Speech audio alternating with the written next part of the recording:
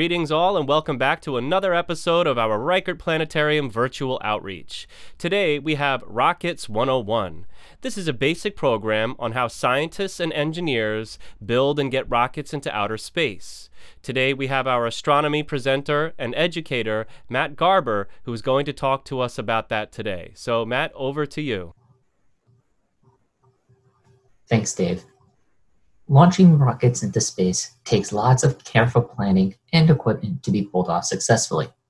Missions to space seem very common nowadays, but it took us a while to get to this point. Scientists did lots of testing to find the best ways to get up into outer space, and we seem to have a good handle on what we're doing. In order to demonstrate some of these processes and some of the ways we get into outer space, let's take a look at our first rocket we will be using today. This is our rocket, and with the press of a button, we can launch up into space. The way a rocket works is we burn fuel stored in the fuel tanks, and it gets pushed out the back of the rocket, which makes us go up. If we have enough fuel, we can reach space.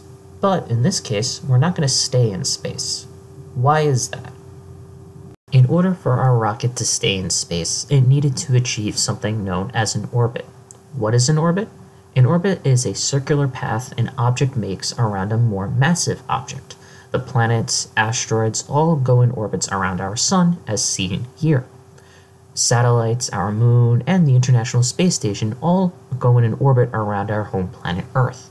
The rocket we just launched didn't make an orbit, but the next rocket that we will look at will orbit around the planet that we have here. Let's take a look at it.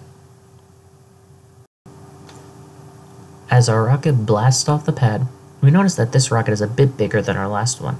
On top of this rocket having more fuel, this rocket utilizes something known as staging. Staging is when multiple rockets are used in different sections, one after another. Rockets are much more efficient being used this way than using a single giant rocket, as it saves on fuel and allows it to get through the atmosphere easier. As the rocket climbs, it'll begin to tip over so it can start to travel sideways and gain speed to achieve its orbit. After it finally breaks through the atmosphere, our brave astronaut achieves orbit.